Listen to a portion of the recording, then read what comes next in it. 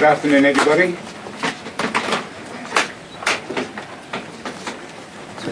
Has it really been 7 years? I don't know, but I recognise some faces. I'd like to say a couple of things today before answering any questions that you may have. The first thing I'd like to say, of course, is to offer my sincere congratulations to the young man who's going to succeed me, Adam Kimber. I congratulate him and I wish him all the very best for what will be a difficult road ahead. The second thing I'd like to do is offer thanks to several groups of people. The first thanks that I would like to offer is to the staff of the DPP. Not only the legal professional staff, but the administrative staff, the girls on the front desk, and our fantastic Wazzies. All of them have done an outstanding job in my tenure, during my tenure as director, and the public of South Australia can feel rightly proud that their interests are being looked over by a fantastic group of professionals. I thank them for the work that they've done and the support that they've offered me during my tenure. There are individuals amongst that group who I won't identify and embarrass today, but I will speak to at a later stage and offer my personal thanks to them. I'd like to thank SAPOL for the relationship that we've developed, particularly with the Commissioner Mel Hyde, who I've formed a close working and personal relationship with, and I think recent results particularly indicate how well our two organisations have worked together, and long may that continue. The third group may surprise you because I'd like to thank the media.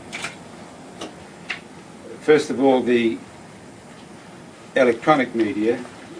I haven't got much to say about the television because they've probably got more footage of me walking along the street in and out of court than anybody could ever use in 2 lifetimes. But for the radio, I suppose particularly Mrs. Bevan and Abraham on 891, the ABC, and Mr. Leon Biner on 5AA, they have been generous with their time in allowing me to perform what I think has hitherto been an unrecognised aspect of the director's position, and that is the educative role. I've been able to, in using their time, address the public on issues of what we do, why we do it, and attempt to explain some of the vagaries of the criminal justice system. And to them I say thank you. As to the print media, well, that's a slightly different story. Notwithstanding the obviously farm-fed article in today's local paper, it's probably fair to say that I've had a reasonable to middling run with the press. I'd like to nominate Mr. Nigel Hunt from the Sunday Mail, who's always been willing to give me the time and print space to put our view on various issues that have become matters of public comment. So I thank him for that.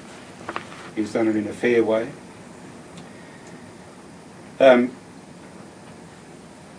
like now also to thank the public of South Australia, and that's a fairly nebulous description, but it's difficult for me to explain how much support they have been to both me and my family in this turbulent journey of the last 7 years, particularly during the more interesting first couple of years. The number of people who would ring the office and offer their support, or who would send emails and offer their support, or who would startle me in the street by tapping me on the shoulder suddenly and say, keep your chin up, keep going, don't let the bastards get you down, or words to that effect, has been fantastic. It has been sustaining, and I can't thank all of those people, those anonymous people, enough. Without their help, I think my tenure would have been far shorter. So thank you to those people. Various friends of ours who we've made in South Australia have sent us messages of support and love, and we thank them for those.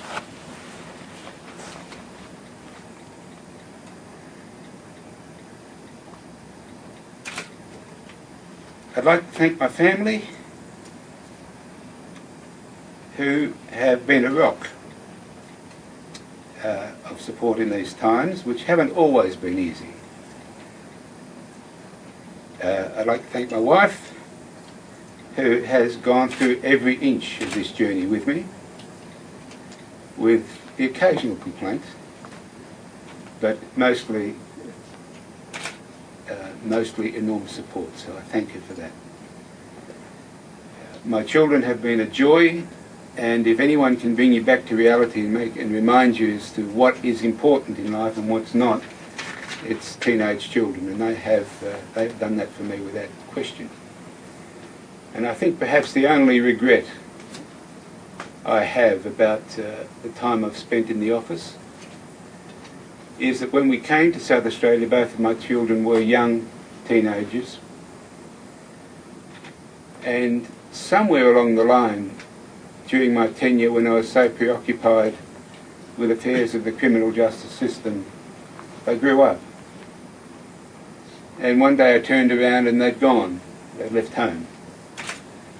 And I regret the time that I've missed with them during my time in the office. But that's the only regret. So the job has had its challenges. I've given it absolutely everything I've got. I've tried my hardest to live up to the expectations not only of the office but of the community and of the government. I'm proud of the achievements that have occurred over the last 7 years. They're not my achievements.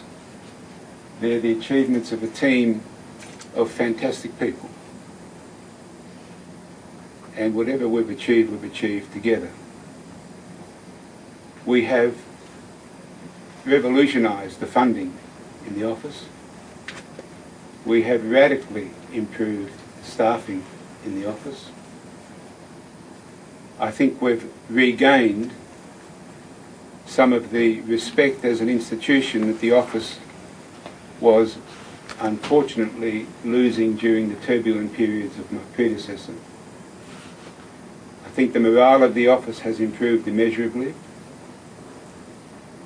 and I'm quite confident that, given all of those factors, that subject to the constraints of budget, which is a perennial problem, I'm quite confident that I'm leaving the office in a very strong state and in a good way to fight for justice in the future. So I wish the good ship DPP and all who sail in her calm seas and an absence of bikie pirates. Thank you very much.